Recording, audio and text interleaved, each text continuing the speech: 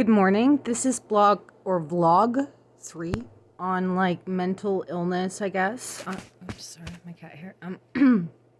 Isolation and my own kind of journey. I actually did record something earlier this morning, but I felt it just kind of it was just really tangenty and it went in all kinds of directions. And I need to at least try to focus on one topic at a time. And right now, I want to talk about the stigma, I guess, associated with cluster B personality disorders. And as far as I know, and again, I'm not a doctor, however, there are, there's borderline personality in the cluster B, and I don't have anything in front of me, and there's a cluster A of personality disorders, and there's a cluster C as well. I think cluster A is either the one with the OCD and stuff, and then cluster C is the one with the paranoid and like schizoaffective, or it's the other way around. Don't quote me on that. But cluster B personality disorders those are the ones that a lot of people, rightly so, absolutely, have. People who don't have it and have had to deal with people like this, whether it's directly or indirectly, close or from afar, friend or enemy. Very difficult. And not all of us are as powerful, as we're made out to be. Definitely people like there's borderline personality, which is the one that I've been diagnosed with as far as I know. I was officially diagnosed with ADHD as a child in my early 20s and then again in my late 20s. But when it comes to cluster B, it's important, I think, that the person themselves figures it out. So I first finally admitted to my doctor that I thought maybe I had, suffered from narcissism, and she agreed, and I asked, well, why didn't you say that before, and she said, well, often it's important that the patient themselves figures that out. And then as time went on, we started to realize that it was probably more BPD. Now, I do have ADHD as well, and the Goog, if you Goog it, I've seen like articles that claim that ADHD can sometimes be misdiagnosed, and what someone may really have is like psychopathy, or is it sociopathy? And just to be clear, okay, psychopathy is the one where they're like, they're like the ones whose heart rate don't go up over 80 ever. They're like very calm, very like, I don't think there's a correlation between how organized or disorganized they are, but no. Okay, and supposedly psychopaths are born, so there's already something in the brain, and sociopaths are made, okay, and a sociopath is somebody that is in the cluster B personality. They also say that so I don't know much about I don't know much about sociopathy, and I forget which, because there's different terms for each, right? But to be a sociopath is actually, I thought it was like somebody who, no, they have a lot of rage and anger. They feel a lot of rage and anger, and they may feel a little bit of empathy, whereas a psychopath does not. Supposedly. And I don't want to, again, dismiss any mental health issue, anybody born with something, because like I was about to say, like, a psychopath is kind of like the Terminator, they have no feelings, but like comparing them to a robot, I feel is like in 100 years from now, that's going to be wrong. Just like me comparing someone with autism to a robot. And you know what I mean? Like there's definitely like, there's a lot of, like the doctors always say, there's a lot of overlapping when it comes to these diagnoses. Especially, think about it this way, like even someone with schizophrenia, okay, like if they have half a brain, which they do, they're also going to be very aware of the stigma and very aware of the judgments, and that's going to fester, and that's going to also cause probably issues with depression and anxiety. And so, back to the point about cluster B is that sociopaths can be made as well. I believe that even someone with borderline, if they're not careful, can graduate to becoming a sociopath. But what's the difference and why is there so much stigma, right? For instance, I actually think there's more stigma when it comes to narcissists than it does to borderlines. I think there's more stigma when it comes to sociopaths than when it comes to borderlines or histrionics, which is another personality disorder. And I find like that's something that I have. I mean, it's like all about, it's like a very constant need for attention and validation and like just gets off on like just attention and stuff, So like definitely probably a lot of actors might have a bit of those characteristics or comedians. That's, what helps to motivate. But when it comes to stigma with the cluster B and oops, sorry. It's hard for me, right? Because it's like it's been how long? Well, it's been 5 years since I've been aware, and it's been very much on my radar that I have a cluster B personality disorder, and it's always been borderline, and like I've also been, characteristics of histrionics. Nobody would disagree that I have some narcissistic characteristics that I really want to work on, but I never thought about like sociopathy and like what the difference is between that and borderline. And I agree, like for a minute, even me, even with my own diagnosis, even with my doctor's advice, do not Google it, which is even like I watched this show, Crazy Ex-Girlfriend, which I think it's aptly named. I think it's wonderful. I think what it does is it takes back, a lot of the things that people have called me and other girls who suffer from borderline. But I think it must be I know there's different traits and stuff, and I think I forget. I'm going to have to, oh, well, I'll pause the video and I'll look it over again and again. Like, I am not a doctor. But I do have Marshall Linehan's book, the textbook, the cognitive behavioral treatment of borderline personality disorder. And so that's like a pretty like renowned book for that. So like when I talk about borderline, I like to try to draw from that. But I am curious. There's this doctor on YouTube, and anyone who would be listening to this who doesn't know me might be listening to this because of their own mental health issues, and so they might be familiar with her. And I'm gonna say her name. I forget. And she said something that was interesting about like what the difference between a sociopath and a borderline is. The thing is that they can overlap sometimes, and it's hard for me when I watch things, when and again, it's something that I have to, that's another discussion entirely. Should I be going down the rabbit hole of even informative YouTube videos by like actual doctors who talk about narcissism and stuff? And this might be cluster B personality disorders, which is something that this doctor specializes in on her YouTube channel. But for someone who does suffer from cluster B, sometimes it can be very like disarming. Is that the word? Because the reason I watch it is because of my own issues, I tend to be drawn to cluster Bs. Not all. I'm not saying that every single person I've hung out with is a cluster B. That's not what I'm saying. But I do think that, there are characteristics there. And so I've been compelled to look online to check things out, and in doing so, I usually find myself, diagnosing myself with the thing that I was trying to figure out if they were. Anyway, I'm going down the rabbit hole of self-analyzing, and that's what starts to happen, like there's a lot of, as I'm going to say this word again, variables that will over time affect your life when you struggle with being a little different from everybody else. And I feel weird to say that myself, because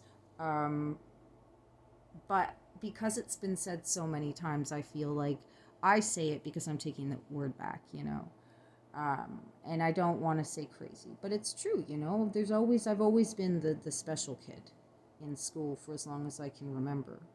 And when I went through puberty, I kind of started to see how the power dynamics worked. And I tried very hard to fit in. And I tried very hard to do things that would allow me to fit in.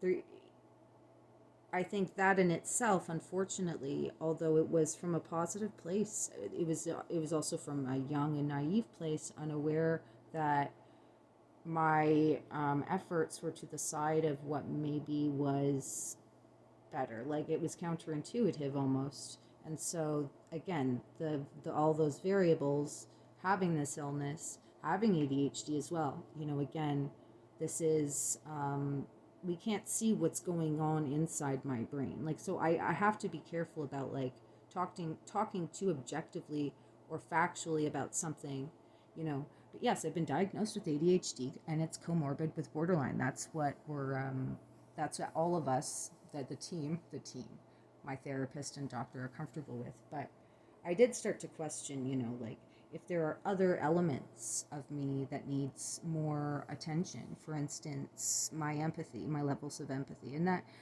just because someone doesn't have empathy doesn't mean they're going to be a serial killer or like steal or cheat or lie. I've actually I've never stolen anything. I've never cheated. I lied, I guess. Yeah, I lie. I white lie all the time, I guess. But no, I'm honest. But sometimes I find, no, I'm not a liar, I don't think. And if I mean, what is a lie? Like I white lie. I white lie. And a lot of the times it's for self-preservation. And then sometimes I feel really bad. But I don't lie. And if I do, it's not intentionally. I think sometimes I forget about things that I might have said. And I'm just trying to be honest right now, because I think that's really what it's about. Like I don't want to, like, I think that, and I'll say this, I've said this before and I'll say it again. You know what? How long has it been now? It hasn't been 5 years. It's been since 2016, 2017, 2018, 2019, 2020, 2021. So it's been almost 6 years that I've been having a lot of difficulty and struggling. And yeah, there's been cause and effect. There's been some bad luck. There's been some hit and miss. There's been some good luck. There's been some progress. And there's been a lot of shit that I've caused, So there's that too. But there's been a lot of, I mean, I'm not...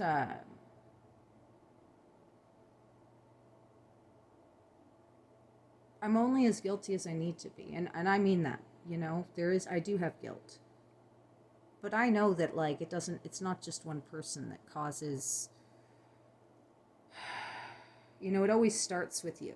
But it's important that I mean, there's a reason why so many, like, civil rights and human rights movements had to be enacted, because people weren't being treated fairly. And I think that is important, like, I think that for me, words mean a lot, although I sometimes use them without any regard for another person's feelings, which is back to the empathy thing, and something that, again, I want to work on, if anything, just so that I'm not a difficult person for other people, whether it's because I care or not, as long as I'm following the rules, and I don't, not all people who suffer from cluster B have murderous thoughts, and that's important. Definitely, like, I've watched some kind of, like, some videos on borderline personality disorder, and how, especially, like, for, like, and I get it, especially, like, ex-boyfriends talking about the women they were dating. It can be really hard. I haven't been great, in times, and I know a lot of the time, like, save maybe one relationship, the rest were very reactive. I never really, I did not want to manipulate people. I did not want to be possessive. I did not want to do this. I did not want to do that. I had my therapy. You know what I mean? But, I couldn't help but agree when the guy said, one thing you'll notice about these people is that, or I'll tell you, he said, I'll tell you one thing, they're always thinking, they're always asking themselves, is what I'm doing normal, is what I'm doing normal? And I said, well, yeah, that's true. And I'm like, but wait, yeah, they're not thinking about chopping you up or stealing your stuff. They're just super self-conscious. We can't run away from that, you know? I mean, especially for somebody who's afraid of being abandoned, because that's why they're thinking that way.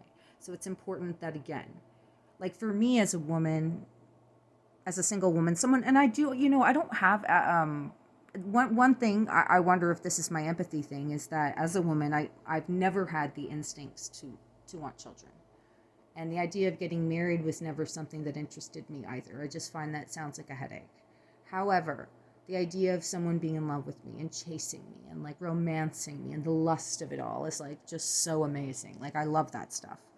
And it gets in the way of my life, and so I try to stay away from it. So I have real issues with interpersonal relationships, and that's a huge symptom in the illness. And so that doesn't mean make it okay for me to do it.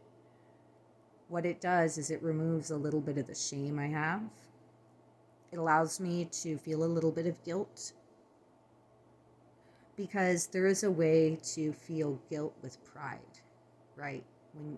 And I know that might sound bad. It's like, well, what? But it's true. For me, I have to really work at it, because what's interesting is that borderline, histrionics, I'm not sure about narcissism, but even sociopathy is trauma-based behavior, trauma-based cognitive behavior. And yeah, there's a lot of manipulation. And I find that there's been things like, I feel like I've had to like learn things like on like how many, like there was somebody was talking, a sociopath was talking about like how long to look at someone, or like how long, like how many times they should blink. And I've always been like that too. And I've always had this thing where it's like, do people believe me? I know I'm telling the truth, but I feel like I'm not looking, my face is not looking honest. So is that, you know, again, and I hope this, these are the things that when I was talking about before, I want to normalize. I want to normalize this, because what I'm talking about right now is not violent, it's not aggressive, it's not negative, it is reality. And reality should be embraced, it should be tolerated. I don't want to stuff down, you know, my issues down other people's throats, just like I don't want other people's issues stuffed down my throats. I stay away from the news for a reason. And again, that might be part of my lack of empathy, but again, right? It's like, it's about, this is why I'm doing this, because I think this is important. I've done a lot of therapy. I'm on the next chapter of trying to figure out how to be a better person. And also, I'd like to think that, because I think, you know, I think a lot of us have accepted that, you know, people suffering with schizophrenia or bipolar or this or that, you know, it does suck, but we accept it. And I think people that suffer from cluster B personality disorder, so people who have antisocial personality or narcissism, like actual malignant narcissism or covert narcissism or grandiose narcissism, there's all kinds, I guess, or borderline personality, or, you know, well, it's not psychopathy, usually those ones you don't know about. But, or the sociopaths, the charmers, the histrionics. I mean, these are the most difficult people you'll ever meet. Absolutely, without a doubt. They'll also be probably some of the most charming people.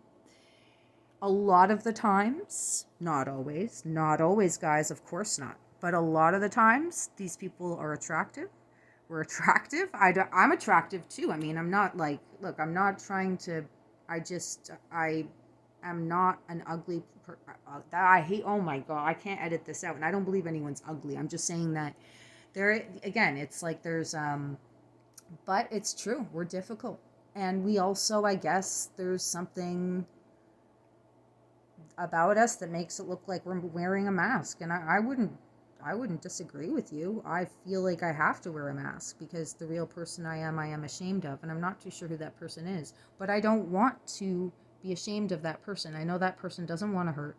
I know that I have no, like, you know, ill wills towards children. Nice, that's great, right? Always good. You know, when you do your moral inventory, you know you don't want to hurt kids or animals or old people. You're like, good.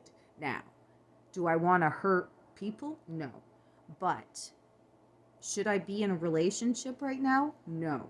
With anybody, like, and when it comes to, for me, My biggest issue is falling in lust. It makes me a little bit manic, and it makes me do impulsive things sometimes, really, really regretful things. And it can get me in trouble, and it can get the other person in trouble.